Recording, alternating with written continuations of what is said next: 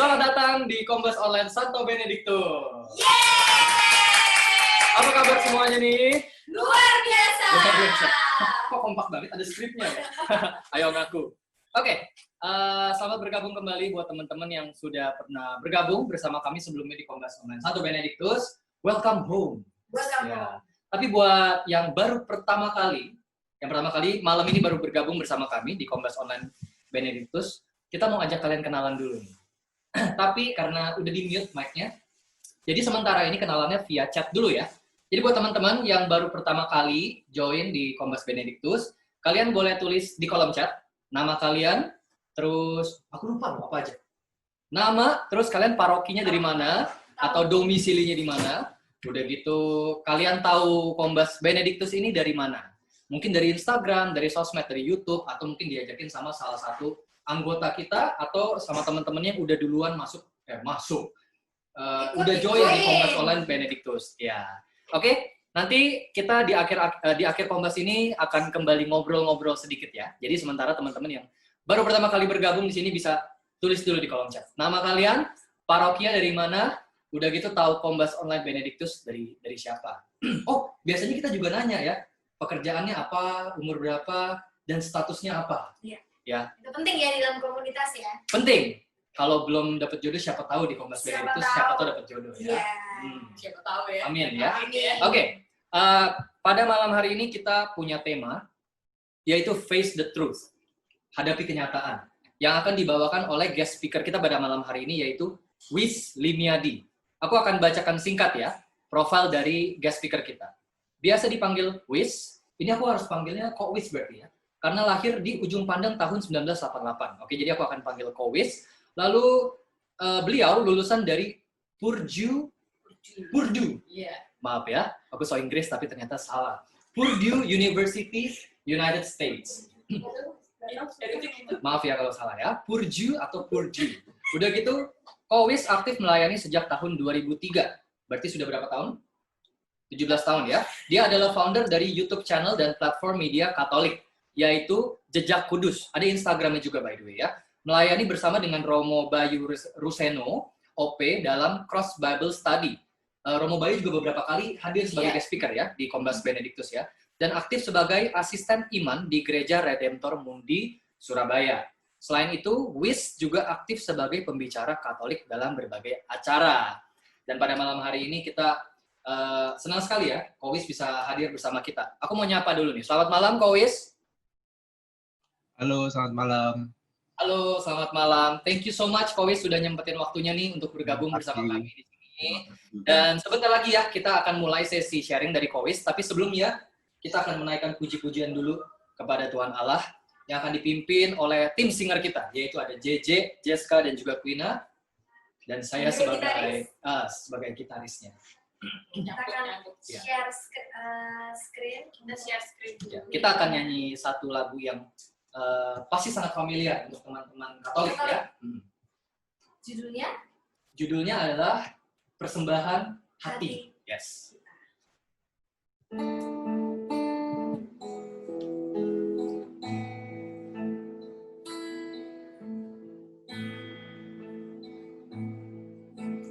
Allah Bapa, sungguh besar kasih-Mu, Engkau selalu hadir dalam setiap langkahku.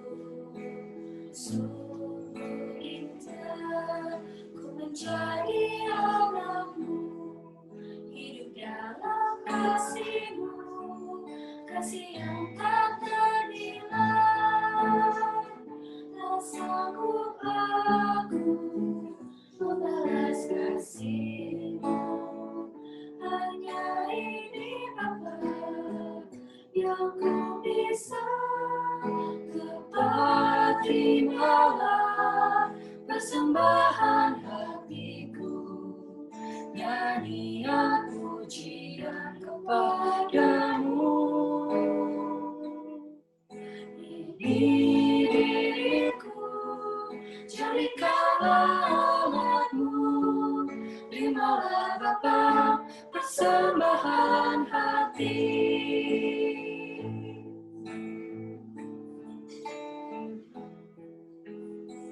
Allah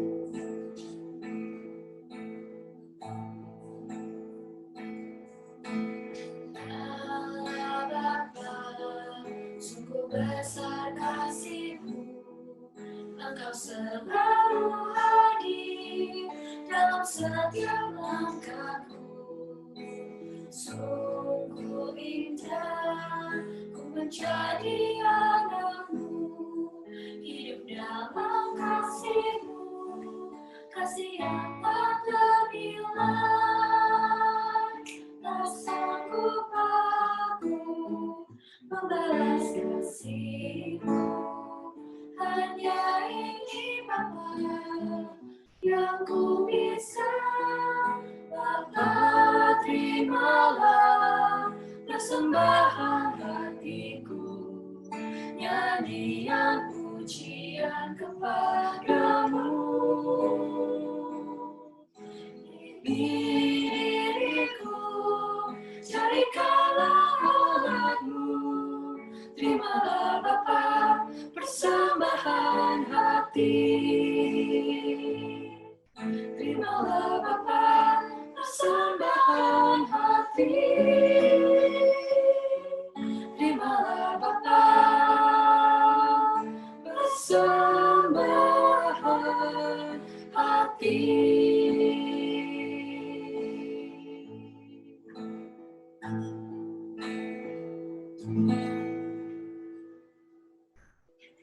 Ya, teman-teman, sebelum kita masuk ke sesi pengajaran pada malam ini, mari kita bersama-sama kita panjatkan doa kepada Tuhan.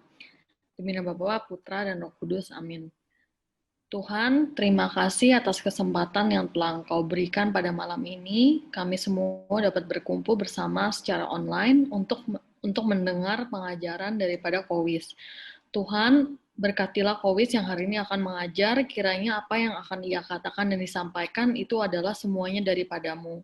Kami juga mau berdoa untuk teman-teman kami yang mungkin masih dalam perjalanan atau belum bisa datang ke Kombas Santo Benediktus malam ini, supaya Engkau memberkati mereka dan dapat sama-sama mendengarkan pengajaran dari Kowis pada malam hari ini. Doa yang jauh dari sempurna ini kami hantarkan demi Kristus pengantara kami kini dan sepanjang masa. Amin. Bapa, Putra, dan Roh Kudus. Amin. Udah. Oke. Terima kasih Ipan buat doanya, dan thank you juga buat tim singer kita JJ, Jessica, dan juga Quina, dan kepada diri saya sendiri untuk gitarnya. Oke, teman-teman semuanya, selamat datang sekali lagi, selamat bergabung di Kombas Online Santo Benediktus. Sekarang kita mau masuk ke sesi sharing dari Kowis, dan nanti setelah sesi sharing akan ada sesi Q&A. Jadi teman-teman yang mungkin nanti ada pertanyaan dari apa yang Kowis akan sharingkan, boleh bertanya. Tapi sementara ini, nanti kalau di tengah-tengah sesi sharing ada pertanyaan, boleh diketik dulu ya, via chat ya. Nanti selesai sesi sharing, pas masuk Q&A, baru kita akan bacain pertanyaan yang udah masuk di kolom chat satu persatu. Oke, Kowis sudah siap? Sudah? Oke, silakan Kowis. Oke, sebentar ya. Ups. Oke. Udah kelihatan ya teman-teman? Di layar. Sudah. Baiknya. Oke, baik Rinku. Salam semuanya, Shalom. Terima kasih sudah memberikan kesempatan di Kombas Santo Benediktus untuk berbagi sedikit cerita, berbagi sedikit pengalaman, dan juga terima kasih untuk tim pengurus yang sudah mengundang khususnya pada malam hari ini. Dan tema yang diberikan, tema yang cukup menarik bagi perjalanan hidup saya pribadi, yaitu bagaimana mencari suatu kebenaran itu adalah salah satu hal yang menjadi passion saya selama sebenarnya nggak langsung sih, tapi tadi sempat disebutkan saya pertama kali aktif dalam komunitas itu di tahun 2003, dan selama proses yang cukup panjang ini proses pelayanan dan juga pertumbuhan kehidupan rohani saya juga berevolusi melalui banyak sekali proses, dan saat ini satu yang saya fokuskan adalah mencari tentang kebenaran iman dengan bertanya, dengan mengganggu Romo Bayu, mungkin dengan pertanyaan-pertanyaan yang konyol, tetapi pertanyaan-pertanyaan itu karena saya ingin tahu apa sih kebenaran iman kita. Nah, sebelum kita masuk pada topik malam hari ini, aku ingin coba melakukan survei kecil-kecilan dulu lah buat teman-teman yang udah hadir di malam hari ini, sambil kita kenalan dan bisa mengetahui satu sama lain lebih dalam lagi. Karena tema malam hari ini tentang kebenaran, jadi saya juga berharap teman-teman bisa sharing, memberikan jawaban yang jujur. Ya, meskipun pertanyaannya nanti agak sedikit malu-maluin, tapi kalau teman-teman, saya harap teman-teman juga bisa jujur, memberikan pengalaman kalian. Bisa tulis di chat, supaya kita bisa saling membaca. Teman-teman, ada yang pernah beli barang KW nggak? Barang palsu, barang yang bukan original. Kira-kira kalau kalian pernah beli, barang apa yang kalian beli dan kenapa kok pada saat itu kalian memutuskan untuk membeli barang yang KW bukan yang original? Mungkin saya bisa lihat sedikit. Oh, DVD bajakan. Oke, kasih. Ini perbuatan yang intensinya baik, meskipun perbuatannya membeli barang bajakan, tapi intensinya baik. Ya benar, sebelum ada Netflix.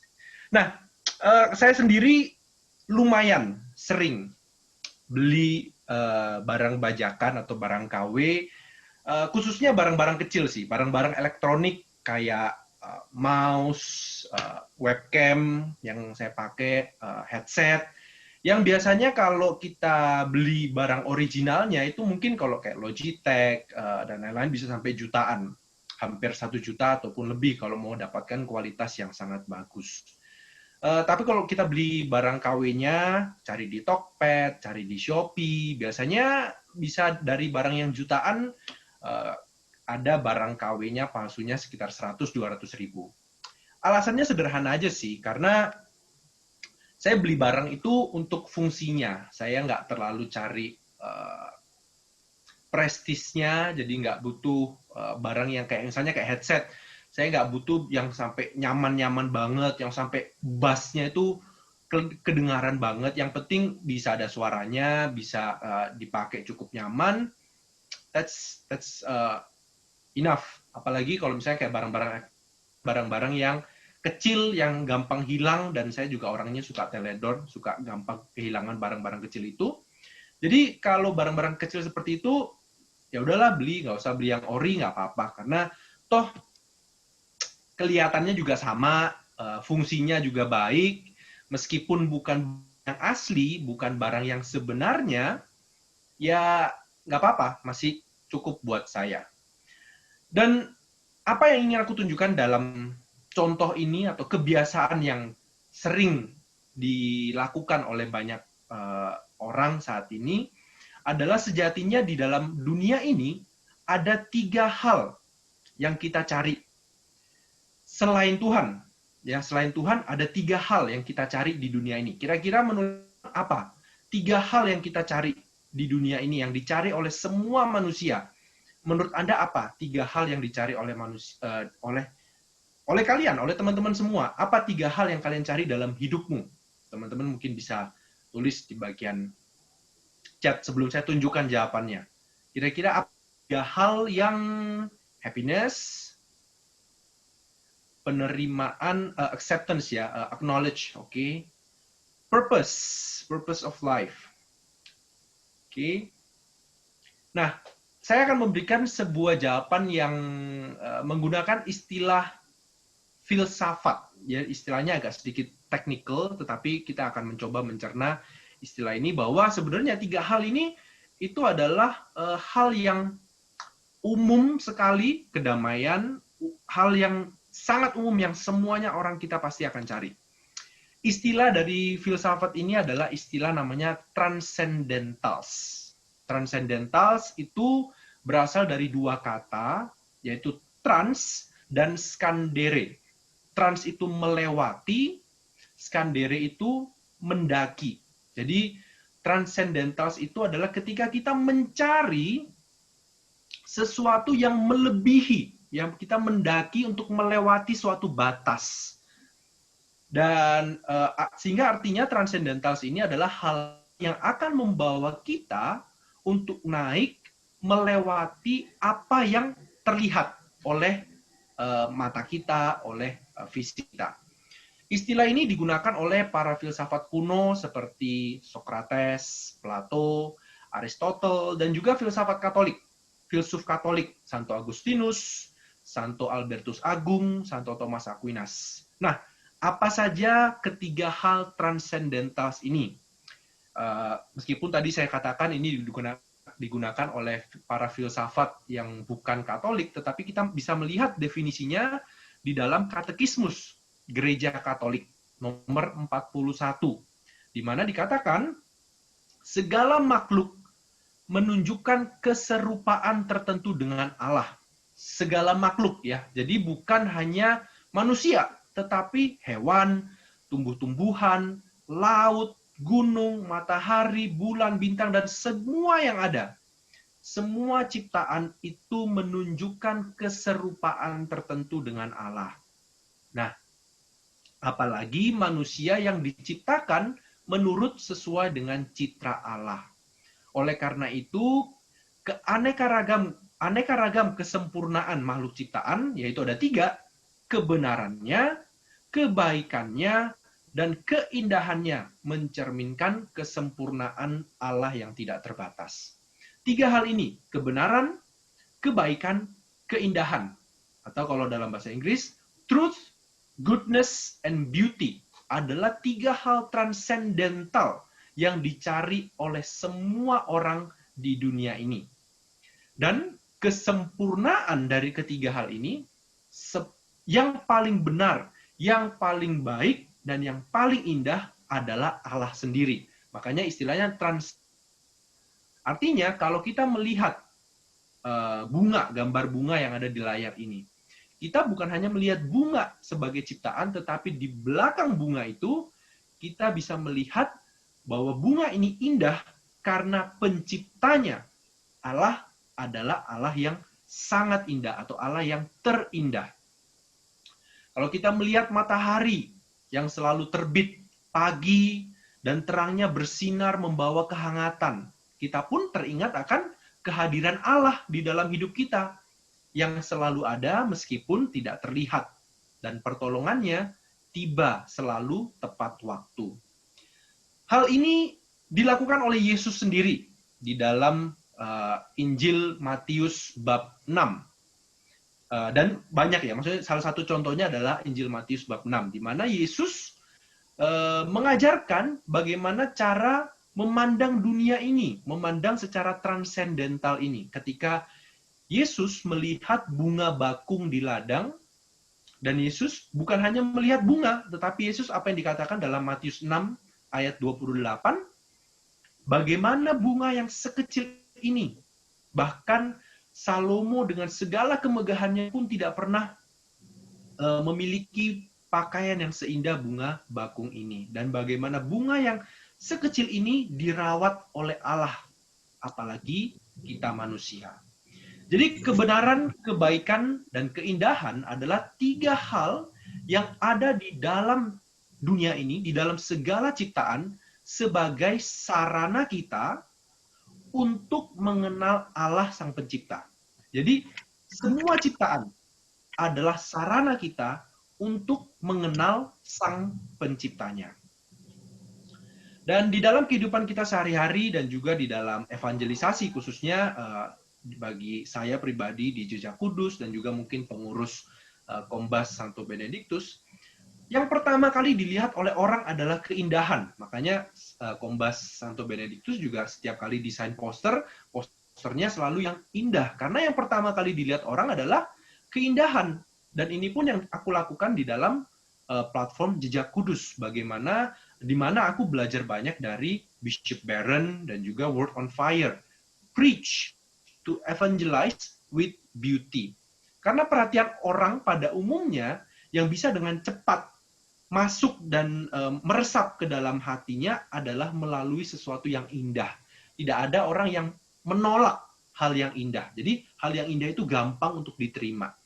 Lalu hal yang indah dibawa kepada kebaikan. Yang terakhir, kebaikan mengarah kepada kebenaran. Nah, contohnya tadi, kenapa kok beli DVD bajakan? Ya karena nggak ada bedanya dengan DVD aslinya. Ya sama-sama baik. Kalau diputer ya sama-sama bisa nunjukin film itu. Kita bisa enjoy. Bentuknya sama, fungsinya sama. Ya nggak masalah. Itu hal yang baik, hal yang indah. Meskipun itu bukan hal yang benar. Dan ternyata bukan hanya kita yang punya perilaku seperti ini. Kalau kita melihat di kitab suci, kita kembali di kitab pertama kitab suci, kitab Kejadian. Ternyata orang tua kita, nenek moyang kita, Adam dan Hawa juga melakukan hal yang sama. Kita tahu ceritanya, saya nggak akan masuk secara detail. Tetapi ada 2 ayat yang saya mau highlight di Kejadian bab 2 dan juga bab 3. Di bab 2 dikatakan perintah Tuhan. Tuhan mengatakan bahwa pohon pengetahuan yang baik, tentang yang baik dan yang jahat itu jangan dimakan. Karena kalau kamu makan, maka kamu pasti mati. Lalu kita tahu ceritanya ular datang kepada Hawa, membujuk dia, enggak, kamu itu enggak akan mati. Tapi Tuhan itu tahu, kalau kamu makan buah ini, matamu akan terbuka. Kamu akan tahu mana yang baik, mana yang buruk, dan kamu akan menjadi seperti Tuhan. Nah, karena kebohongan si iblis ini, sangat menarik kalau kita lihat di Kejadian 3 bab 6, sekarang Hawa, perempuan itu, tidak lagi percaya kepada apa yang Tuhan perintahkan. Dia tidak lagi percaya bahwa perintah Tuhan itu baik. Justru perintah Tuhan bahwa kamu makan dari pohon ini, itu kamu pasti mati. Tapi malah dia melihat pohon itu, dia melihat pohon itu sebagai baik. Pohon yang baik. Dan buahnya itu sedap. Buahnya itu indah. Nah, apa yang bisa kita pelajari dari sini? Hawa termakan oleh godaan dari si iblis ini. Dan inilah yang menjadi dosa asal Adam dan Hawa. Menjadi dosa kita semua umat manusia. Bahwa di mana aku yang tahu apa yang baik buat aku. Aku udah nggak peduli Tuhan bilang ini nggak baik. Aku tahu.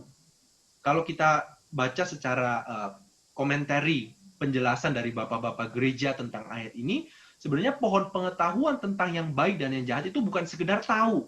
Oh ini jahat, ini baik. Tetapi pohon pengetahuan tentang yang baik dan yang jahat itu memberikan kuasa kepada Adam dan Hawa untuk menentukan ini baik, ini jahat. Dan inilah godaan dari si ular. Godaan untuk menjadi Tuhan. Bahwa aku bisa hidup baik, aku bisa bahagia meskipun aku melanggar perintah Tuhan. Keindahan dan kebaikan terpisah dari kebenaran. Dan inilah dosa asal manusia.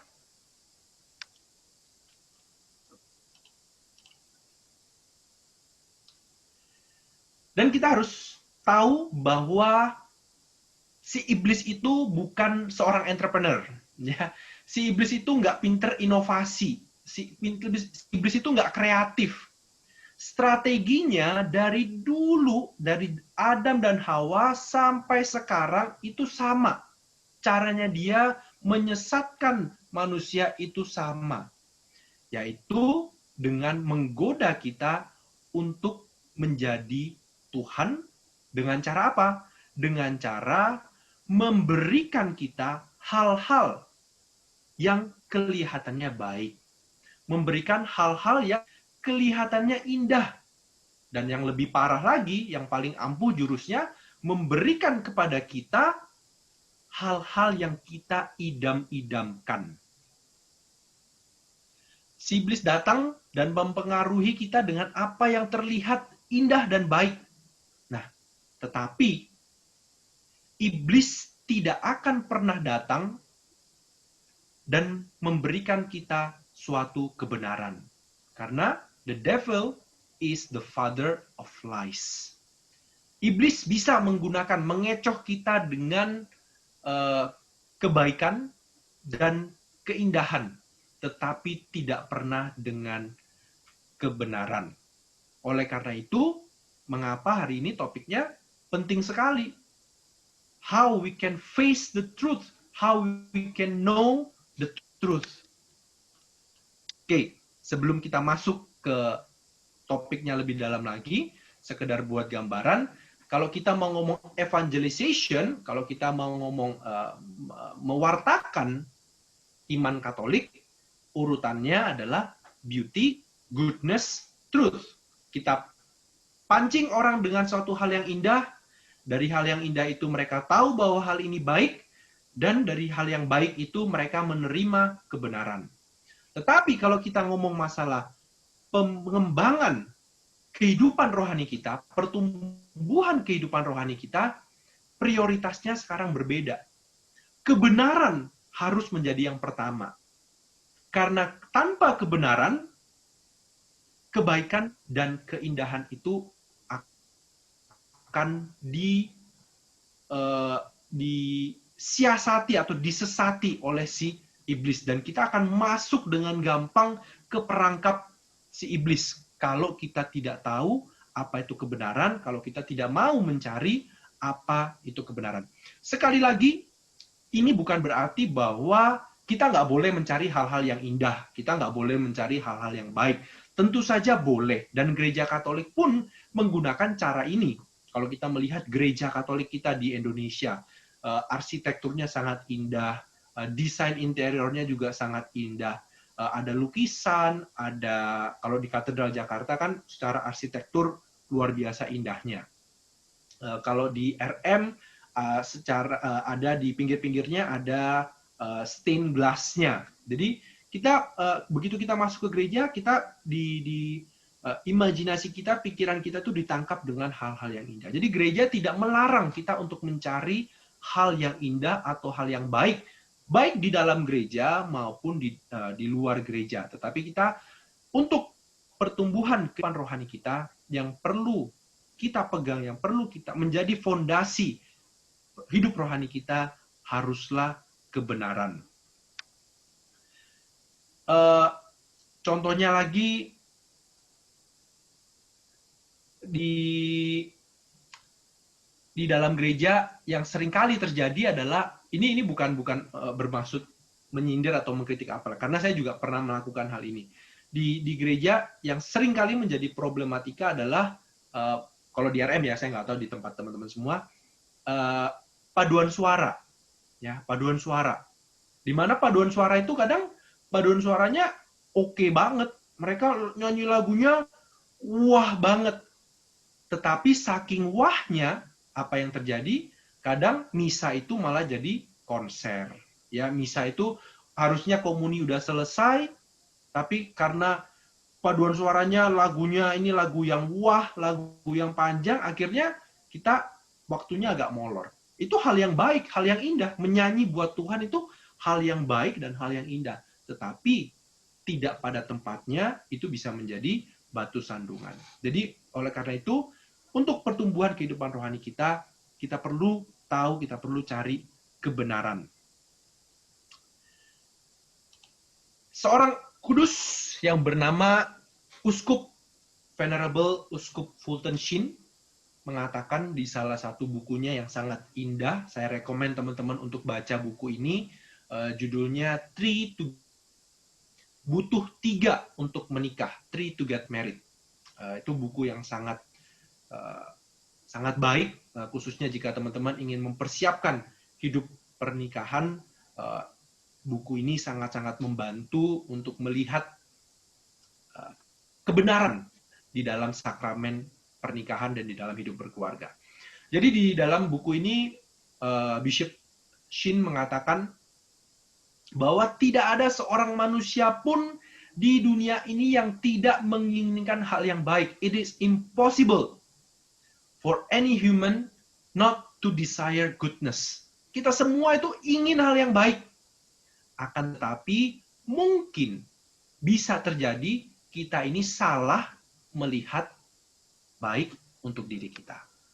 Orang yang paling jahat sekalipun, orang mau mencuri, ya kan? Kayak tadi contohnya, terima kasih JJ, kita nggak janjian, tapi tadi di sharingnya sudah disampaikan. Beli DVD bajakan pun sebenarnya intensinya baik, mau nolong penjualnya, kasihan, ya.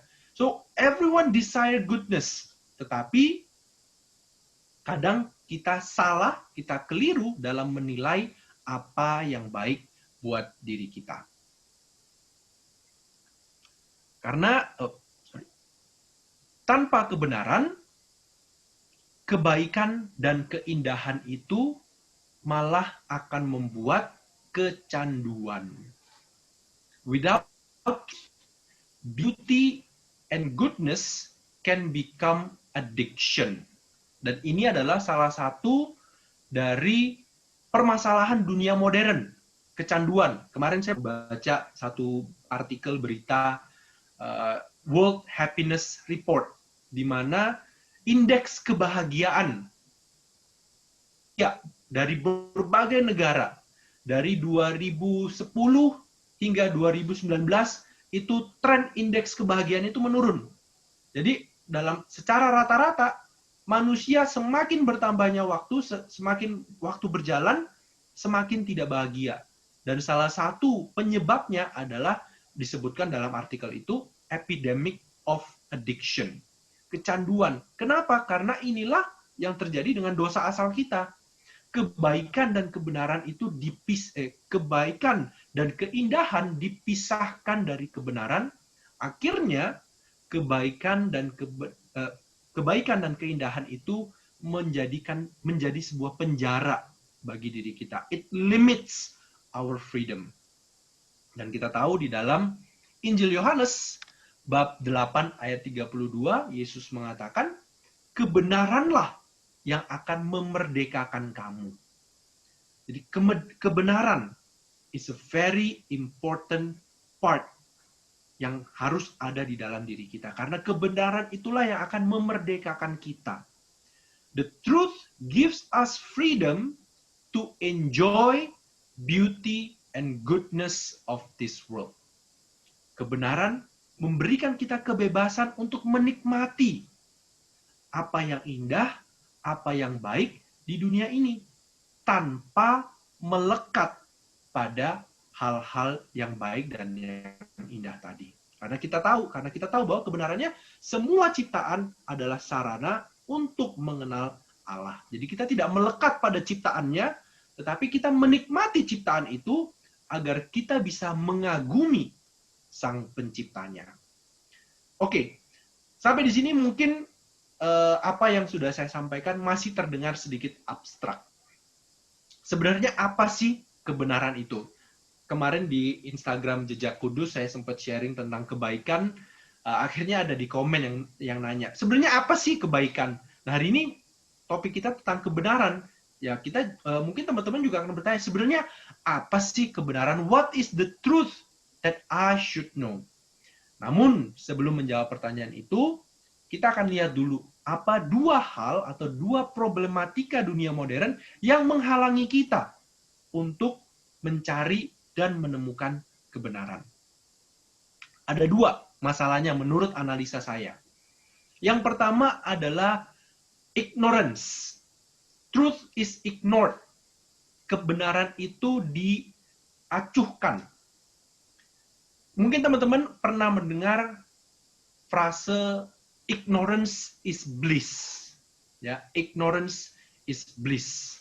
Dan saya rasa ini satu frase atau satu moto yang tidak asing lagi dan cukup banyak orang yang percaya bahwa ignorance is bliss. Dan dalam case tertentu, I think it is ignorance is bliss. Contohnya konkret dalam hidup keluarga saya, sekarang anak saya Domi baru umur sekitar 1 tahunan dan dia lagi fase yang cukup rewel untuk makan.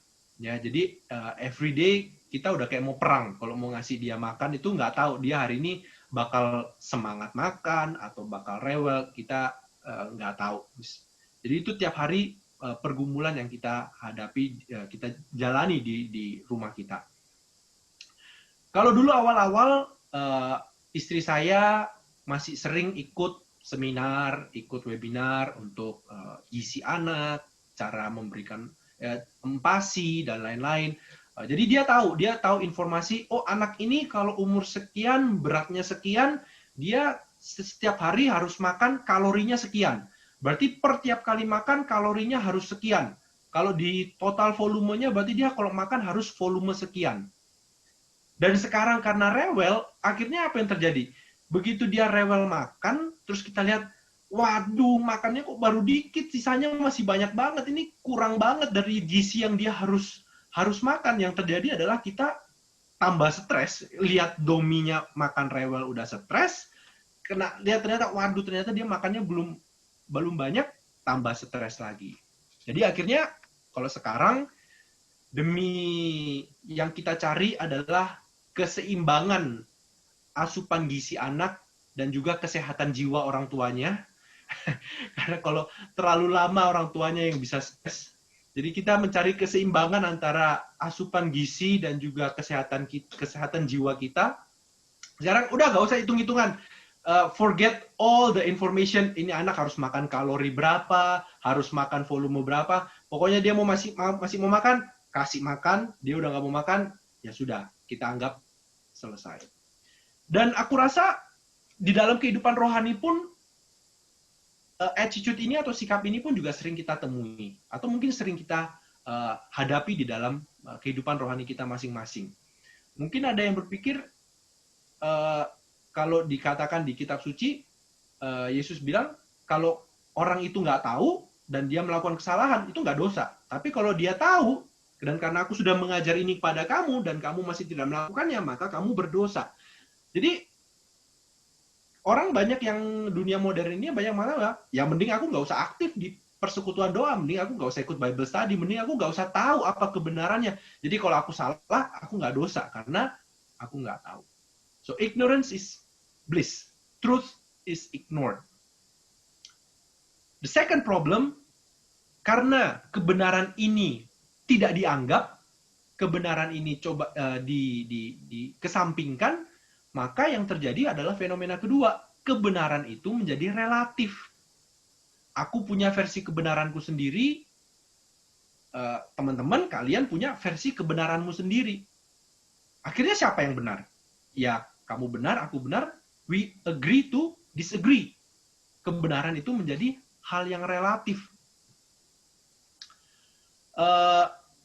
Salah satu contoh lagi, ya ini sekedar buat ya selingan lah teman-teman, biar santai kaget aku.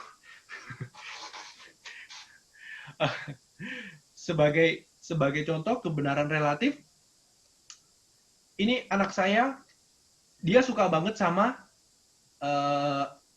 benda-benda yang bright objects, yang warna-warni dan lain-lain. Dan ini kebetulan tong sampah di rumah kita.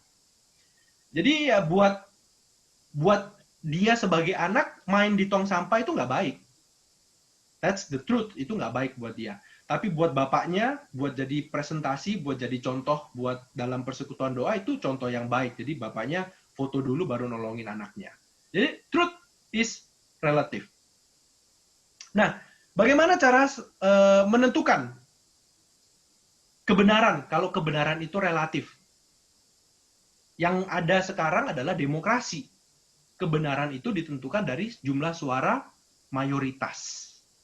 Dan ini menjadi sebuah problematika kalau kita melihat di Amerika Serikat.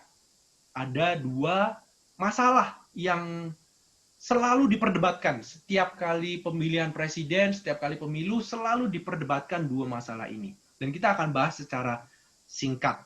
Karena malam hari ini bukan tentang dua masalah itu, yaitu masalah aborsi dan masalah pernikahan sesama jenis.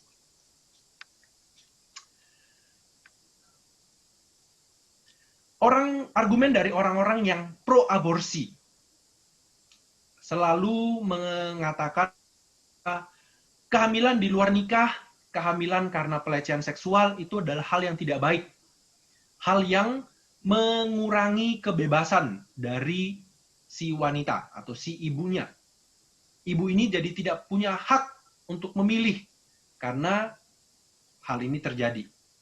Jadi apa yang terjadi untuk orang-orang yang pro aborsi, mereka mengatakan bahwa untuk kebaikan si ibu ini yang diutamakan, kita bunuh aja anaknya. Kita bunuh aja janinnya. Janin itu yang menurut gereja Katolik kita percaya bahwa hidup dimulai dari sejak pembuahan sampai kematian alami, sekarang ditentang bahwa enggak, di janin itu bukan manusia. Selama dia masih di perut, masih 1 minggu, 2 minggu, berapa hari, itu bukan manusia. Kebaikan yang diperjuangkan, kebenaran dibelokkan. Ini masalah aborsi. Masalah yang kedua, pernikahan sesama jenis. Dan pernikahan sesama jenis ini saya ingat ketika baru diresmikan beberapa tahun yang lalu, pada waktu pemerintahan Obama, kalau nggak salah 2016-an lah. 4-5 tahun yang lalu, 2015-2016. Pernikahan sesama jenis akhirnya diresmikan, dilegalkan di Amerika Serikat. Dan pada saat itu banyak hashtag yang bermunculan adalah love is love. Cinta adalah cinta. Dan orang yang memiliki ketertarikan sesama jenis, mereka juga layak untuk menerima cinta. Mereka layak untuk dikasihi. Again, love is something beautiful. Cinta itu adalah hal yang indah. Tetapi, demi keindahan ini, sekali lagi kebenaran disingkirkan. Kenapa kok gereja Katolik berpegang teguh bahwa pernikahan itu tidak bisa sesama jenis, tidak bisa antara pria dengan pria, wanita dengan wanita? Argumennya panjang, tetapi karena topik kita malam hari ini bukan tentang ini, secara singkat aja, satu, karena pernikahan atau perkawinan itu ditetapkan oleh Allah sendiri, bukan manusia. Kalau kita baca kembali di kitab Kejadian, bukan Adam dan Hawa yang pingin kawin. Bukan Adam dan Hawa yang mereka lihat terus jatuh cinta, terus mereka decide, oh aku mau married. Enggak. Tuhan yang menetapkan bahwa sekarang laki-laki akan meninggalkan ayah dan ibunya untuk bersatu dengan istrinya, dan keduanya akan menjadi satu daging. Allah yang menetapkan pernikahan sebagai panggilan hidup laki-laki dan perempuan. Dan kalau kita melihat salah satu kutipan, sekali lagi dari Fulton Sheen, dalam buku Three to Get Married itu, dia mengatakan bahwa, dan Santo Yohanes Chrysostomus juga mengatakan hal yang sama, banyak sekali kutipan yang indah tentang pernikahan, bahwa hidup pernikahan suami dan istri adalah gambaran Allah Tritunggal. Manusia, kita, secara pribadi, adalah citra Allah. Tetapi di dalam hubungan keluarga, di dalam hubungan pernikahan, keluarga kita adalah gambaran Allah Tritunggal. Ini yang ditentang oleh gereja bahwa tidak ada yang boleh merubah pernikahan. Jadi pernikahan ini bukan masalah diskriminasi, tetapi persoalan kebenaran yang tidak boleh diganggu-gugat. Bahwa pernikahan itu adalah tentang surga. Pernikahan itu bukan urusan dunia, tapi pernikahan itu mengantar manusia menuju kepada surga.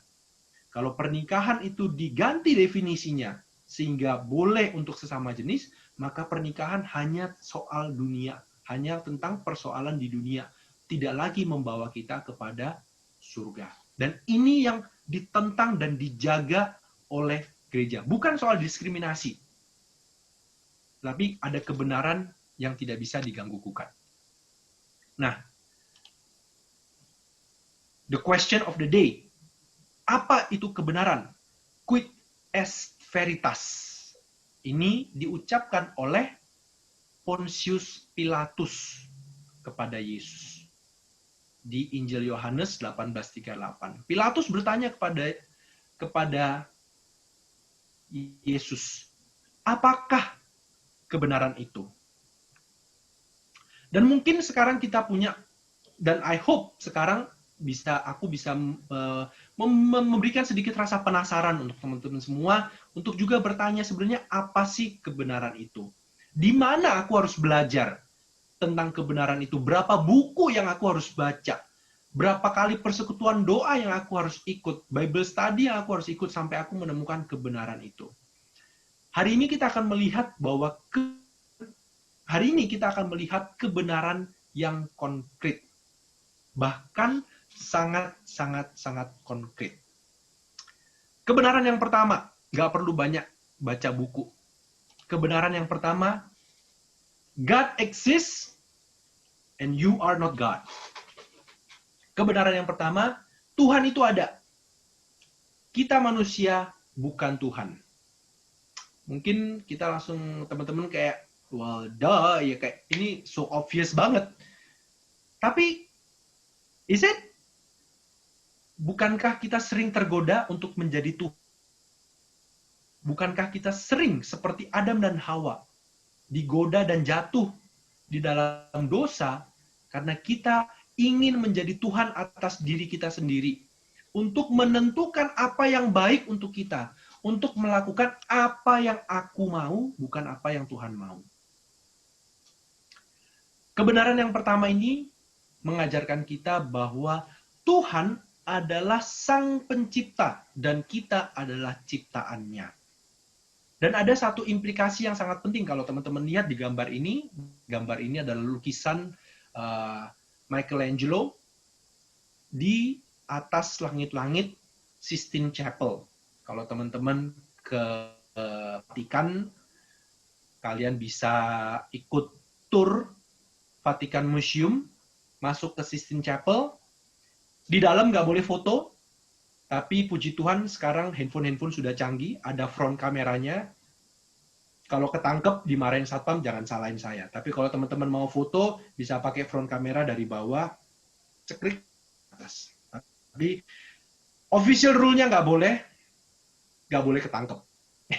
Ya, that's my travel tips untuk foto di Sistine Chapel. Anyway, kalau kita melihat di sini, yang di kiri itu adalah Adam, dan di kanan itu adalah Allah, Sang Pencipta. Dan kedua jari mereka itu tidak bertemu. Ada gap.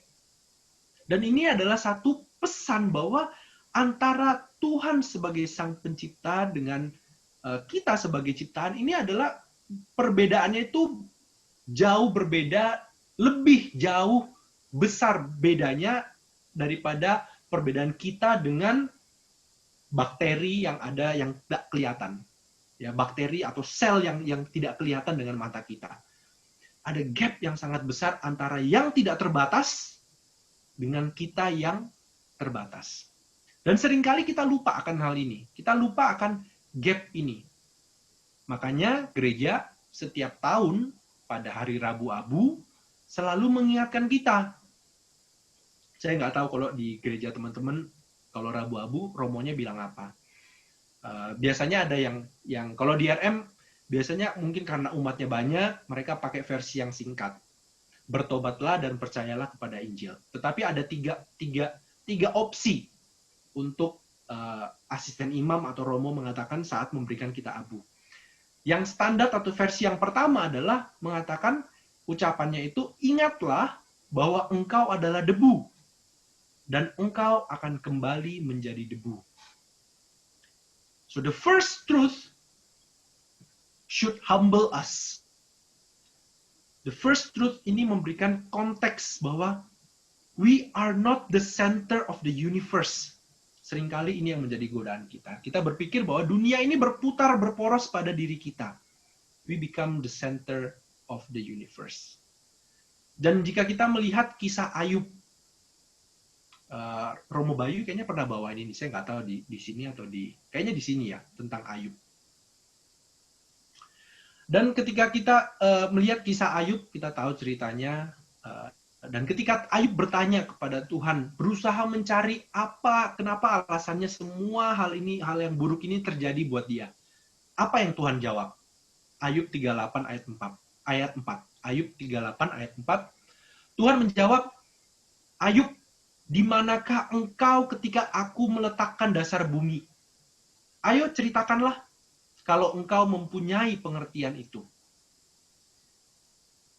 Di sini sekali lagi kita dihadapkan pada suatu kebenaran bahwa kebijaksanaan kita, apa yang kita pikirkan, itu jauh berbeda dengan apa yang Tuhan. Jaraknya begitu jauh. Kebijaksanaan kita dengan kebijaksanaan Tuhan itu jauh berbeda, lebih besar bahkan dari kalau misalnya anjing datang ke museum lukisan, lihat lukisan Michelangelo ini, sama kita yang lihat. Mungkin kita bisa ngerti, oh ini ada gininya. Anjing yang lihat mungkin kayak biasa aja. Even with that gap, kebijaksanaan kita dengan kebijaksanaan Tuhan itu jauh lebih besar lagi. Yesaya 55 ayat 8 sampai 9, rancanganku bukanlah jalanmu dan jalanmu bukanlah jalanku. Demikianlah firman Tuhan. Seperti tingginya langit dan bumi, demikianlah tingginya jalanku dari jalanmu, rancanganku dari rancanganmu. So the first truth should humble us. Harus membuat kita menjadi rendah hati. The second truth should humble us even more. That God, the creator of the universe, God, Allah yang maha besar, yang maha agung, yang dalam satu Raja-Raja bab 8 ayat 24 dikatakan, Allah yang sesungguhnya langit dan bahkan langit yang mengatasi segala langit tidak cukup untuk memuatnya, mau menjadi manusia. Allah yang sebegitu agungnya mau dibentuk dalam kegelapan rahim Bunda Maria. Ia dilahirkan, sang putra dilahirkan untuk menderita, sengsara dan wafat, dan tinggal di dalam kegelapan kubur selama 3 hari untuk menebus dosa kita, dosa Anda dan saya. With this second truth, dengan kebenaran yang kedua ini, now truth has a face. Sekarang kebenaran itu bukan lagi hal yang abstrak. Allah bukanlah Allah yang duduk di surga yang ongkang-ongkang kaki. Kayak encik-encik ya, ongkang-ongkang kaki. Menciptakan dunia, alam semesta, Allah duduk aja diam dan nonton. No. Allah kita bukan Allah yang tersembunyi. Allah yang jauh sampai kalau kita doa harus teriak-teriak. Allah kita nggak playing hard to get. Dan yang lebih penting lagi, Allah kita tidak hanya duduk diam menunggu kita kembali ke rumah Bapa. Santo Paulus mengatakan dalam Filipi 2, 5-8, bahwa Yesus yang walaupun dalam rupa Allah, tidak menganggap kesetaraan dengan Allah sebagai milik yang harus dipertahankan, melainkan telah mengosongkan diri, mengambil rupa seorang hamba, dan menjadi sama dengan manusia. Allah pencipta alam semesta, mengambil rupa manusia, agar kita bisa melihat wajah Allah. Yesus berfirman dalam Yohanes 14:9, barang siapa telah melihat aku, ia telah melihat Bapa. Oleh sebab itu kita harus bangga dengan iman Katolik.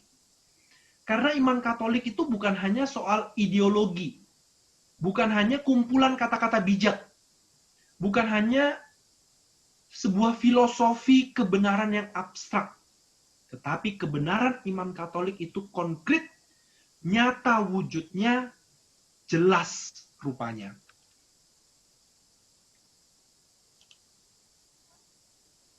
And from the cross, Jesus sees your face. Bukan hanya kita bisa melihat wajah Yesus, tetapi di atas kayu salib, Yesus melihat wajah kita.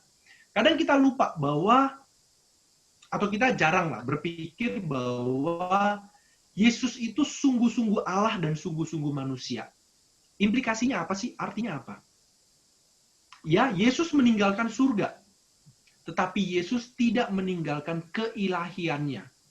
Artinya, bahwa selama di dunia, Yesus tetap adalah pribadi kedua dari Allah Tritunggal. Oleh karena itu, gereja mengajarkan dan mengakui bahwa Maria adalah Bunda Allah. Kita nggak akan bahas tentang dogma ini, bisa 1 jam lagi.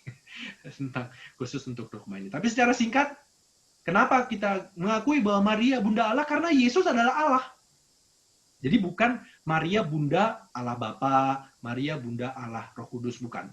Maria adalah Bunda Allah, pribadi yang kedua dari Allah Tritunggal. Bunda Yesus sebagai pribadi kedua dari Allah Tritunggal.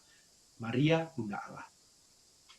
Nah, artinya, Yesus yang sebagai manusia, ia terpaku di kayu salib.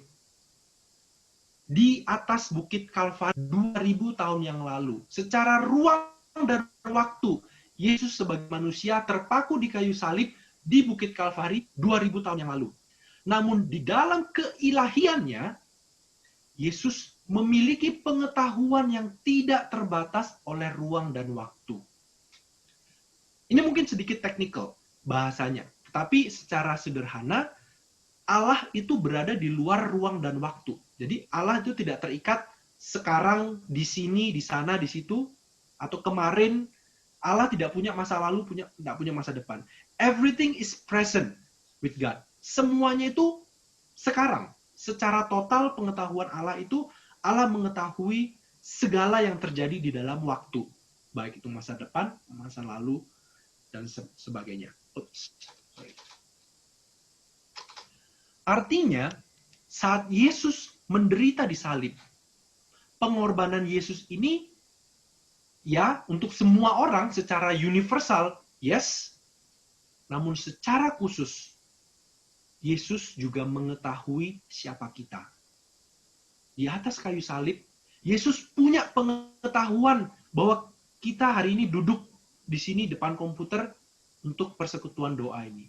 Yesus di atas kayu salib tahu dosa-dosa yang sudah kita lakukan dan yang akan kita lakukan.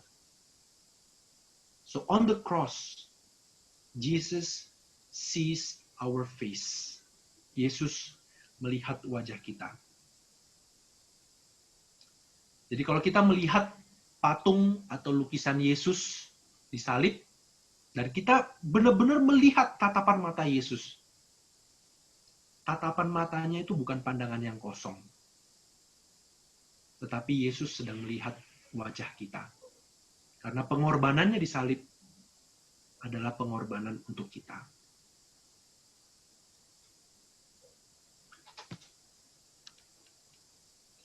And even better, kalau ini nggak cukup luar biasa indahnya, even better, God is truly present even now.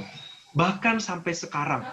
Jadi peristiwa kehadiran Yesus bukan hanya terjadi 2000 tahun yang lalu. Tetapi Yesus tetap hadir bahkan sampai saat ini. Our truth is present here with us in the tabernacle. Here with us on the altar. Supaya apa? Supaya kita bisa membangun relasi dengan Allah. Makanya kalau kita mendengar istilah adorasi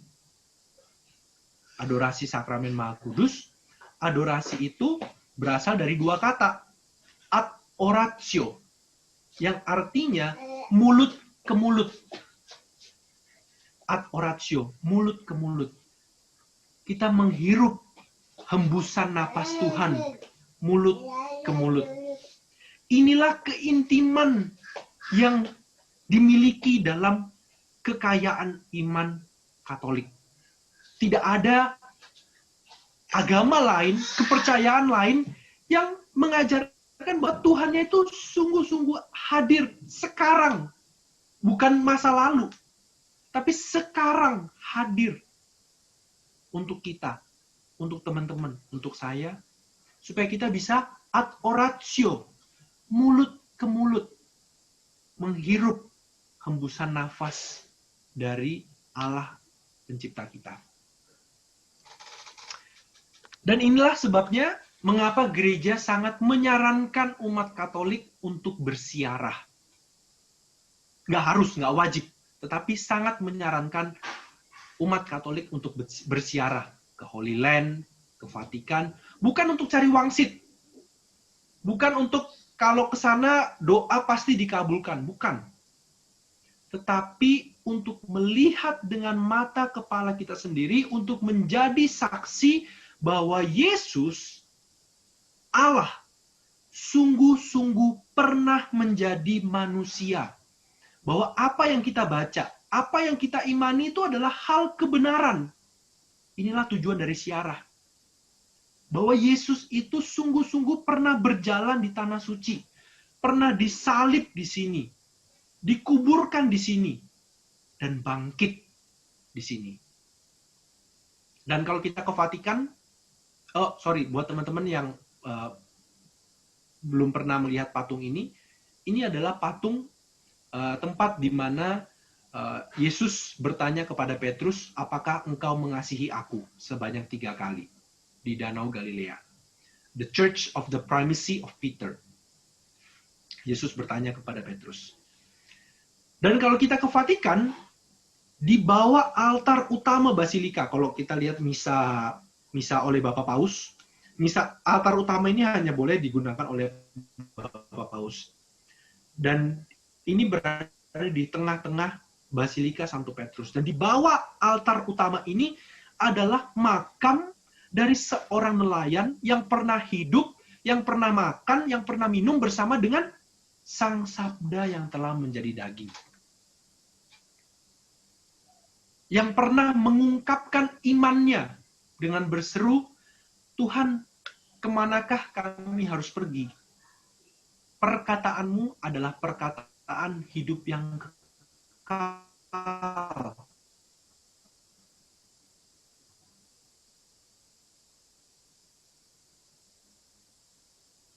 Dalam Yohanes 6:68, ketika Yesus mengajar Eucharistik bahwa semua orang pergi meninggalkan, kenapa kamu tidak pergi juga? Petrus menjawab, kemana kami harus pergi? Kepada siapa kami harus pergi? Dan di gereja pusat, gereja Katolik, pusat dari gereja Katolik seluruh dunia dibangun di atas makam dari orang yang mengungkapkan iman ini. Dibangun di atas relasi antara Rasul Petrus dengan Yesus. Santo Thomas Aquinas, kalau kita melihat, ini selingan aja sih, kisah transfigurasi. Yesus menampakkan kemuliaannya di atas bukit. Ada 3 murid yang dibawa, yang menyaksikan. Petrus, Yohanes, Yakobus. Thomas Aquinas mengatakan, Yakobus dipilih karena dia akan menjadi martir pertama. Yohanes dipilih karena ia adalah murid yang paling dikasihi Yesus. Petrus dipilih karena ia adalah murid yang paling mengasihi Yesus. Iman Katolik bukan berdasarkan ideologi, bukan berdasarkan pengajaran, bukan berdasarkan sebuah kata-kata bijak, tapi iman Katolik, gereja Katolik di seluruh dunia dibangun atas dasar relasi kasih dengan Kristus, dengan Sang Sabda yang menjadi manusia. And this is our faith, this is our truth. Sebagai penutup, kita akan kembali membahas sedikit apa yang kita bahas di awal tentang transcendental tadi. Truth, goodness, and beauty. Uskup Fulton Sheen mengatakan bahwa true love, every heart seeks to acquire a perfection or a good that it lacks. Jadi kasih itu mencari sebuah kebaikan yang tidak dimiliki. Kasih mencari suatu kebaikan atau kesempurnaan yang tidak dimiliki. Dan di awal tadi aku sempat bilang bahwa satu alasan mengapa kebenaran itu yang paling penting di antara kebaikan dan keindahan adalah karena si iblis bisa menjebak kita dengan apa yang baik, dengan apa yang indah, tetapi tidak pernah dengan kebenaran. Sekarang aku akan kasih satu lagi alasannya. Karena kita telah melihat apa kebenaran iman kita. Bahwa kebenaran iman kita itu Allah itu ada, dan Allah mengirimkan putranya untuk menjadi manusia, untuk meninggalkan apa yang baik di surga, untuk masuk ke dalam penderitaan salib yang jauh dari keindahan. Sengsara Yesus, wafatnya di salib, itu adalah hal yang paling keji. Kekejian yang paling keji adalah manusia membunuh Allah. Dan tidak ada yang indah di dalam penyalipan. Tetapi, apa yang kita pelajari dari kebenaran ini? Bahwa kebenaran itu akan mengantar kita pada kebaikan yang lebih baik. Kebenaran akan mengantar kita pada keindahan yang lebih indah, pada yang terbaik dan yang terindah. Oleh karena itu, the face of truth is love. Because the greatest love of all will bring us face to face with the supreme goodness and beauty, God Himself. Bisa memandang wajah Allah secara langsung. Ini adalah tujuan kita diciptakan. Dan untuk mencapai tujuan akhir ini, untuk melihat Allah secara langsung, jalannya adalah salib. Ada hal-hal baik di dalam diri kita, dalam hidup kita, yang harus kita korbankan. Ada hal-hal indah di dalam diri kita yang harus kita korbankan. Tetapi pengorbanan itu tidak menjadi sia-sia kalau rewardnya, kalau hadiahnya adalah bisa menikmati, melihat Allah secara langsung untuk selamanya. This is the truth worth searching for. This is the truth worth fighting for. And even, this is the truth worth dying for. Amin. Mari kita berdoa dalam nama Bapa, Putra, dan Roh Kudus. Amin. Allah Bapa yang Maha Kasih, puji dan syukur kami haturkan kehadirat-Mu atas segala anugerah dan karunia yang telah Kau berikan kepada kami, khususnya karunia yang terbesar Tuhan, yaitu Putra-Mu sendiri yang telah Kau utus untuk menebus dan menyelamatkan kami. Bapa, seringkali kami masih terkecoh dengan godaan si iblis yang menawarkan keindahan dan kebaikan dunia ini agar kami menjauh dari Engkau. Oleh karena itu Bapa, kami mohon tuntunan Roh Kudus-Mu, rahmat, hikmat, dan kebijaksanaan, agar kami setia mendengarkan firman-Mu, mencari Engkau, dan mengenal Engkau sebagai kebenaran yang sejati di dalam hidup kami. Dan biarlah kami boleh membangun relasi yang intim, hubungan yang dekat dengan Engkau di dunia ini melalui kehadiran diri-Mu di dalam sakramen Maha Kudus. Bunda Maria, Bunda kami, Engkau yang menerima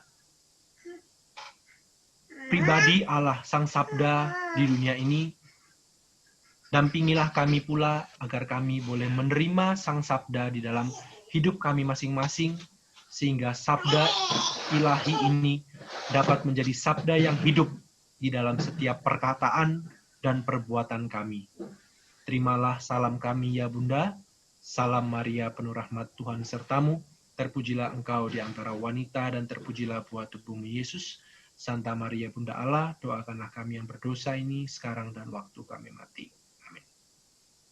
nama Bapa, Putra, dan Roh Kudus. Oke, thank you Kowis. Face the truth. Yes. Tanpa kebenaran, tadi katanya keindahan dan kebaikan memenjarakan. Ya, apa yang terlihat baik, apa yang terlihat indah belum tentu benar. Dari tadi kita sibuk screenshot setiap kali ada kata-kata Yang bagus yang, gitu ya. yang keluar ya. Dan katanya di Jejak Kudus punya Instagram juga banyak quotes Iya. ya. Jadi buat teman-teman bisa coba cek di Instagram Jejak Kudus. Dan sekarang kita masuk ke sesi question and answer ya. Iya. Jadi buat teman-teman, kalau ada pertanyaan yang mau ditanyakan mengenai tadi ya, sesi yang dibawakan oleh Kowis, bisa langsung unmute juga boleh ya? Boleh. Boleh ya, unmute langsung kalau mau nanya. Sementara kita coba cek di kolom chat, udah ada pertanyaan yang masuk atau belum ya? Dari tadi kita belum lihat kolom chat karena fokus Screenshot. iya, fokus dengerin sama screenshot. Karena kata-katanya indah-indah ya. Dan benar, Iya. nggak hanya indah dan Langsung baik, kayak kita kata-katanya juga wow. benar. Dari tadi kita sibuk wow. Wow, bagus banget. wow. bagus banget, wow. Kalau kita ngambil dari tadi terganggu dengan wow-nya kita yang berkali-kali keluar ya. Oke, kita lihat di kolom chat apa udah ada pertanyaan yang masuk? Kayaknya belum ya? Belum ada ya. Tapi tadi Puji Tuhan. tenang Tapi kok. kita punya pertanyaan. Tenang kok, bentar kita akan bertanya. Tadi JJ mau nanya. Iya. Silakan aja. Pengen tanya, kan Wis ini kan umurnya masih cukup muda gitu, dan nanti bilang udah aktif dari tahun 2003 berarti gitu. udah 17 Udah tahun. 17 tahun gitu. Apa yang membuat 17 tahun yang lalu kan berarti masih muda banget nih. Sekarang kan Iya. 88, jadi Iya, 32, sama aku. 32, Iya. 17 tahun yang lalu. Iya. Itu umur Berarti masih belasan tahun loh. kagak dong. Bener gak 17 tahun? Iya dong. Iya bener. Gimana sih matematika? Maaf guys, 15 tahun, 15. Iya Maaf. tuh loh 15. anak IPS. Maaf. Gak usah hitung duit. Lanjutkan. Di usia masih semuda itu apa yang membuat Wis itu terinspirasi atau pengen gitu mencari tahu kebenaran yang lebih lagi sampai seperti hari ini? Oke, sebelumnya mohon maaf karena si kecil ini sudah pulang. Jadi suaranya agak mengganggu. Mirip banget ya. Iya mirip banget ya fotokopi ya. Ini juga apa? Anyway, pada sama sih kayak tadi aku bilang, kalau kita di awal kita evangelisasi, kita ingin menggait orang anak muda untuk aktif dalam pelayanan, tentu hal yang indah, hal yang baik itu perlu. Dan itu juga aku tertariknya di awal adalah karena hal yang indah. Lagu-lagunya enak, lagu-lagunya menarik, dengarkan firman-nya juga waktu itu ya cukup menginspirasi dan sebagainya. Jadi hal-hal yang indah, hal-hal yang baik itu adalah yang menarik aku untuk tertarik dan ingin terlibat di dalam komunitas dan juga pelayanan dan sebagainya. Akan tetapi my turning point adalah, ini agak aneh sih, waktu itu dulu aku awal-awal aktif masuk komunitas dan lain-lain. Kalau kita ikut retret di Tumpang misalnya ya, atau di Cikanyeri, di suster-suster Karmel, biasanya kakak-kakak pendamping atau kakak pembina, mereka kalau sharing, mereka selalu sharingnya, wah saya dulu narkobaan, saya dulu ngedrugs, saya dulu nge-seks, apa begini, sekarang saya bertobat. Gini. Jadi mereka punya masa lalu yang kelam, terus ada titik balik, baru mereka sekarang melayani. Dan pada waktu itu aku menjalani kehidupan rohani ini ya merasa kayak kok hidupku bukan nggak berdosa sih, ya ada dosa banyak, tapi ya nggak sampai parah-parah banget lah gitu misalnya.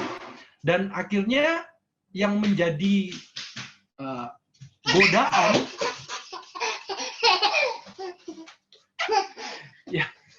yang menjadi godaanku pada saat itu precisely adalah kebaikan dan keindahan itu menjadi yang utama dalam pelayananku.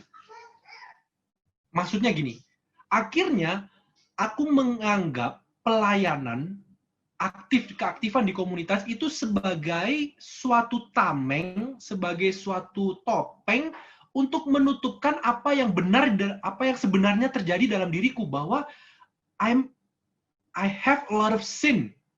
Aku orang yang sangat berdosa, aku adalah orang yang memiliki banyak keterikatan dengan hal-hal dunia, tetapi hal-hal ini aku kesampingkan, aku sembunyikan di balik keaktifanku melayani. Sampai pada satu titik tahun 2008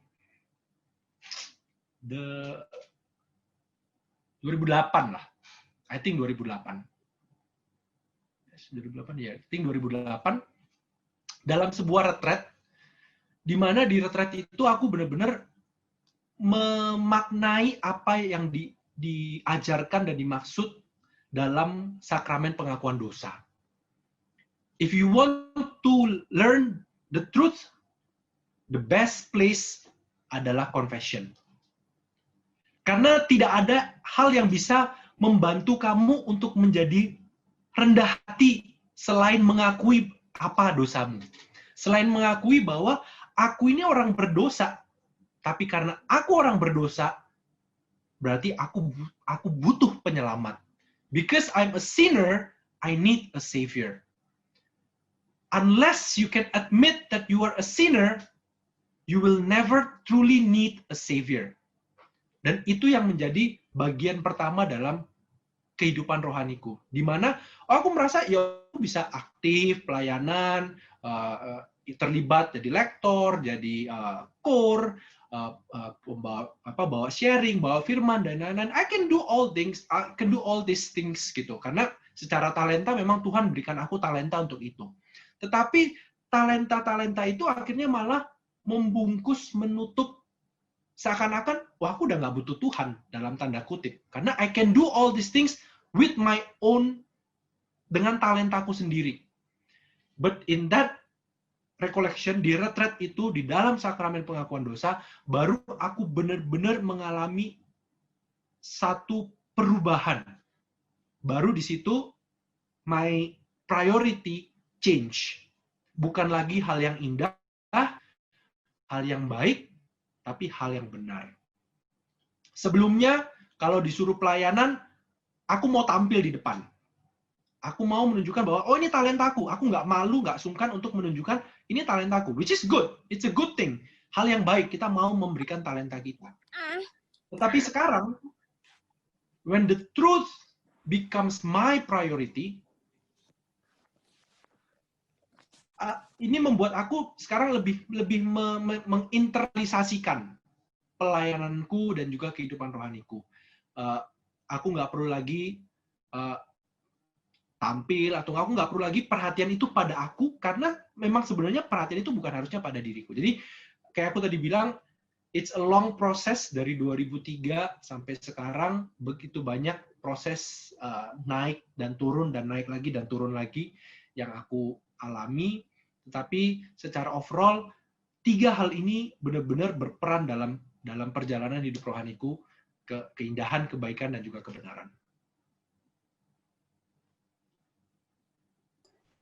Oke. Kita masuk ke pertanyaan pertama ya, yang masuk di kolom chat nih. Gimana cara mempertahankan kebenaran dan mengetahui kelicikan si iblis? Oh, ini kayaknya tadi aku harusnya ngomong di sesinya, tapi kayak kelupaan. Gampang. Cara kita membedakan rahmat Tuhan dan jebakan si iblis. Very clear, ada tanda yang sangat jelas, yaitu rahmat Tuhan itu selalu mempersatukan. Tuhan ingin kita semua menjadi satu.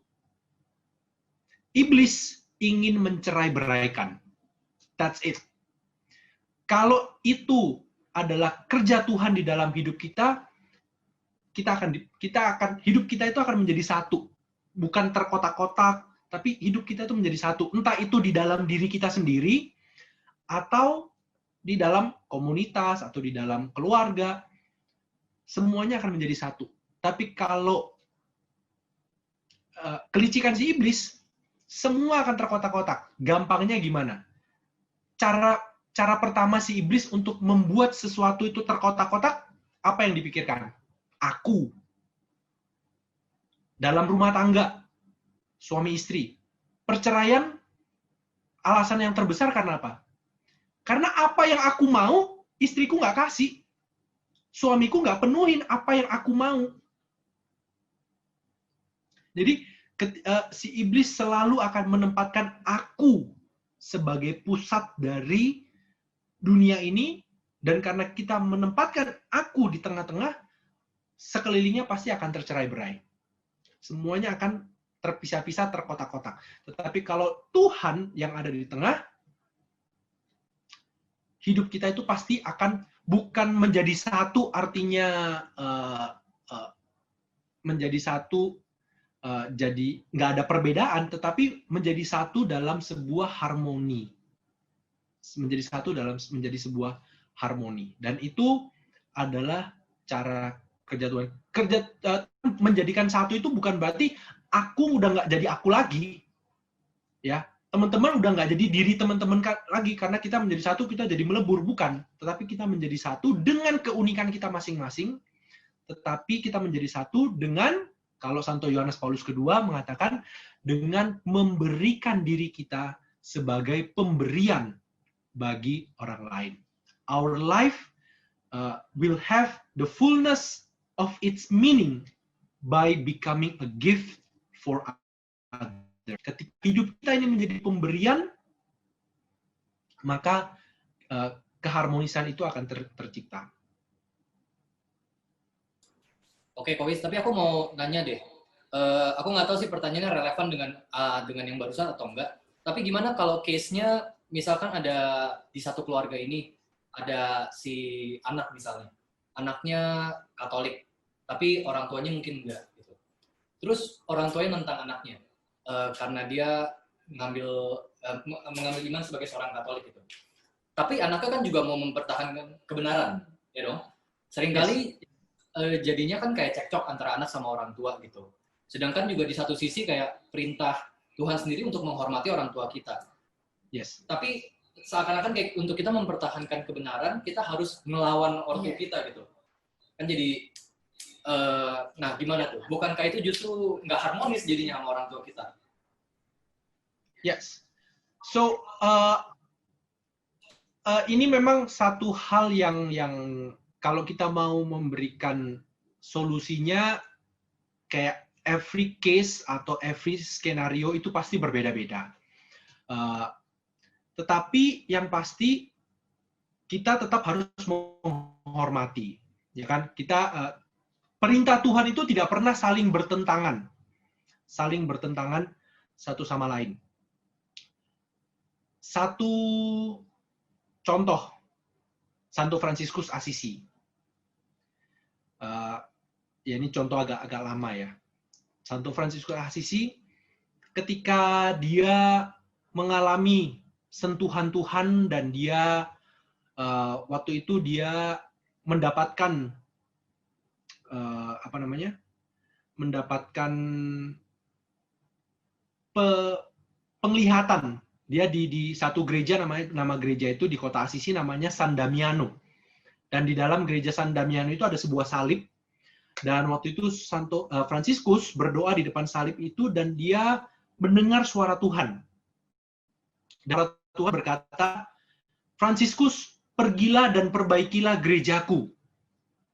Fransiskus berpikir, maksudnya Tuhan itu perbaikin gereja San Damiano ini, karena gereja ini udah runtuh. Akhirnya apa yang Fransiskus lakukan, dia pulang ke rumah orang tuanya, dia ambil, karena orang tuanya ini salah satu pedagang kain di kota Assisi, dia pergi ke gudang kain orang tuanya, dia ambil, dia obral semua. Dia obral semua kainnya untuk dapetin duit buat perbaikin gereja. Orang tuanya, papanya khususnya, Pietro Bernardoni, Pietro waktu itu udah kesel sama Fransiskus. Karena apa? Karena Fransiskus saat itu sudah berkumpul dengan orang kusta. Jadi, orang-orang di Assisi itu udah nggak mau beli kainnya dia. Karena siapa yang mau beli? Ya sama kayak sekarang kita masa pandemi gini ya. Siapa yang mau beli barang dari orang yang bergaul dengan orang kusta? Jadi papanya waktu itu udah kesel. Belum gini, papanya pulang, semua kainnya diambil, dijual. Singkat cerita, papanya, karena waktu itu zaman dulu, kalau ada permasalahan, dibawanya ke gereja, dibawa ke uskup. Akhirnya permasalahan ini dibawa ke uskup. Dan kalau zaman dulu, pengakuan dosa itu adalah pengakuan dosa publik. Jadi pengakuan dosanya itu di depan umum. Warga satu kota dikumpulin. Jadi uskup kumpulin, ada Pietro Bernardoni, ada Franciscus, dan ada warga yang lainnya. Apa yang dikatakan Franciscus di dalam peristiwa ini? Dia katakan, saya kembalikan uang papa saya. Dan dengan mengembalikan uang ini, saya juga melepaskan semua hak saya untuk harta milik keluarga saya. Iya, dia papa saya. Tapi dia dan saya, kita semua punya Bapa di surga. Jadi we all have a father that is greater than our father here on earth. Kita punya Bapa yang lebih dari keluarga kita di dunia ini. Now, apa yang dimaksud? Kita udah sering mendengar ini juga di kitab suci. Bahwa Yesus bilang, kalau kamu mau mengikuti aku, siapa yang tidak berani meninggalkan ayah ibunya, tidak berani meninggalkan keluarganya, tidak layak menjadi muridku, tidak layak menjadi pengikutku. Artinya apa? Artinya benar-benar inilah kebenarannya bahwa kita harus siap melepaskan atau siap mengorbankan apa yang baik, bahkan termasuk keluarga kita, tapi bukan untuk hal yang sembarangan. Maksudnya kita nggak membangkang dari orang tua untuk keluar kayak anak yang hilang. Jadi foya-foya, kita pesta pora, ngedrugs, dan lain-lain. Bukan, kalau itu ya jangan. Tapi kalau kita mengorbankan demi Sang Pencipta, di depan Sang Pencipta, di hadapan Sang Pencipta, apa yang membedakan saya dengan orang tua, dengan anak, dengan kita semua? Nggak ada. Kita semua, bagi yang kaya, yang miskin, di hadapan Sang Pencipta, kita semua adalah ciptaan. Dan kalau kita bisa mengorbankan apa yang baik, apa yang indah, demi Sang Pencipta, ini yang seringkali menjadi ketakutan kita. Kita takut bahwa relasi kita itu akan hilang. Kita takut relasi kita itu akan tidak harmonis, tercerai-berai. But apa yang kita pelajarin dalam kebenaran dalam hari ini adalah when we make that sacrifice, God will give us a greater good. Tuhan akan memberikan kita hal yang lebih baik, hal yang lebih indah. Dan kadang kita nggak percaya sama janji Tuhan. Kadang kita nggak percaya kalau kita berani berkorban untuk Tuhan, Tuhan justru tidak akan mengurangi tapi menambah. Itu yang kita nggak percaya. Dan kalau kita melihat bagaimana sih kita mengukur seberapa besar kita mencintai seseorang, kita bisa tahu bukan dari seberapa banyak barang yang bisa dikasihkan, yang dia kasih bunga, kasih ini.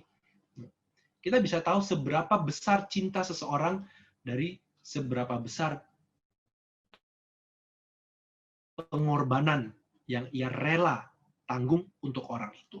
Semakin besar pengorbanan itu, semakin besar pengorbanan ketika aku harus mengorbankan keluargaku untuk Kristus, berarti itu adalah satu tanda cinta yang luar biasa kepada Kristus. Dan seringkali ini yang menjadi tantangan kita bukan hanya dengan hubungan keluarga, tetapi dengan suami istri, pasangan, adalah kita menempatkan pasangan kita itu lebih dulu daripada Kristus. Akhirnya apa? Akhirnya dalam tanda kutip, pasangan kita pun bisa jadi berhala kita. Dan ini yang Yesus katakan kita harus siap untuk mengorbankan hal itu demi Sang Pencipta. Dan itu adalah pengorbanan yang akan. Nah, apakah ini semua mudah untuk dilakukan? Tentu tidak. Aku sendiri mengalami pergumulan ini. Mungkin secara singkat, dulu aku pingin masuk seminari, tapi ditentang oleh orang tua. Dan aku berada dalam pilihan apakah aku harus membangkang dari keinginan orang tua atau aku nurut sama orang tua. Well, tidak ada satu jalan yang pasti atau tidak ada satu jawaban yang pasti. Tetapi yang pasti adalah apapun yang kita lakukan, apapun jalan yang kita pilih, Tuhan itu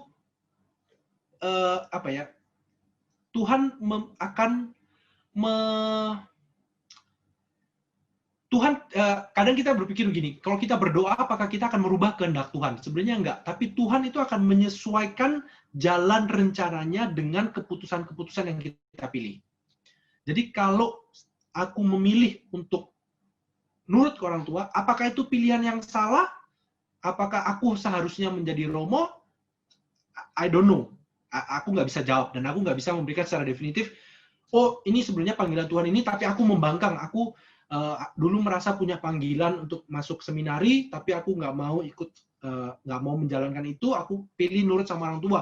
Apakah ini pilihan yang salah atau pilihan yang nomor 2, nggak mau nurut sama Tuhan, nurut sama orang tua?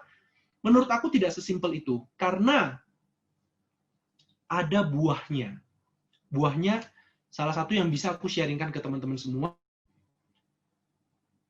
Karena saat itu aku menceritakan keinginanku untuk masuk seminari ke kedua orang tuaku, they are devastated. Waktu itu mereka sedih banget.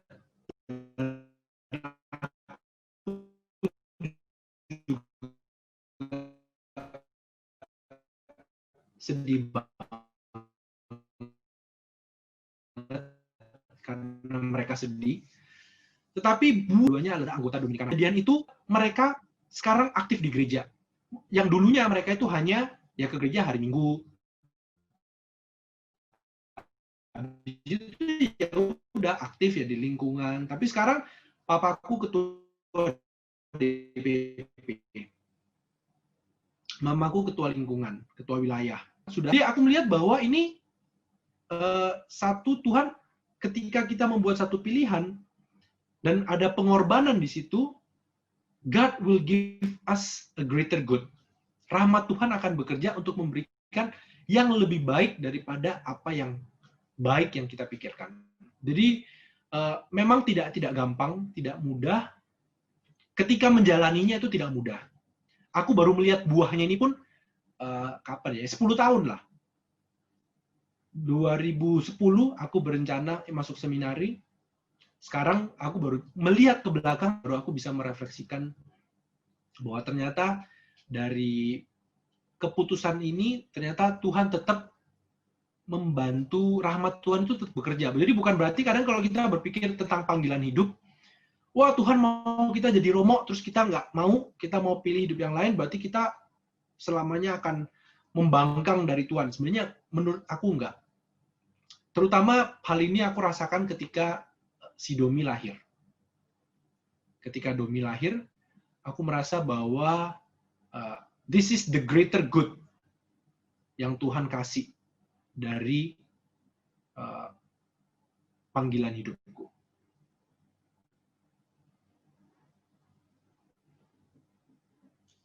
Berarti Kowis nanti kalau Domi mau jadi Romo, Kowis? Wah, sangat setuju. Sangat setuju. Mungkin ini greater good nih nanti. Iya, Amin betul. ya. Nggak bapaknya tapi anaknya ya. Nah, iya. Iya. Romo Domi cocok ya? Iya, Iya. cocok tuh. Oke.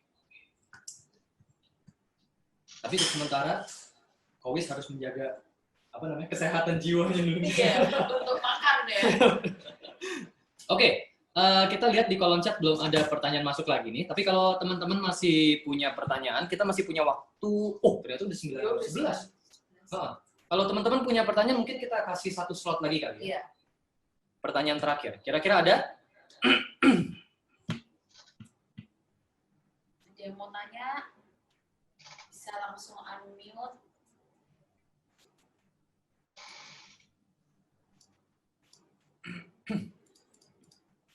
Kayaknya sih udah nggak ada lagi nih ya. Kayaknya udah. Puji Tuhan. Puji Tuhan. Gimana? Ada? Kalau nggak ada, kita tutup sesi sharing kali ini ya. Tapi tadi Kodomi. Kodomi. Owis tadi udah tutup dengan doa ya. Iya. Jadi kita sekali lagi terima kasih banyak kepada Kowis yang sudah menyempatkan waktunya. Kita kasih tepuk tangan dulu.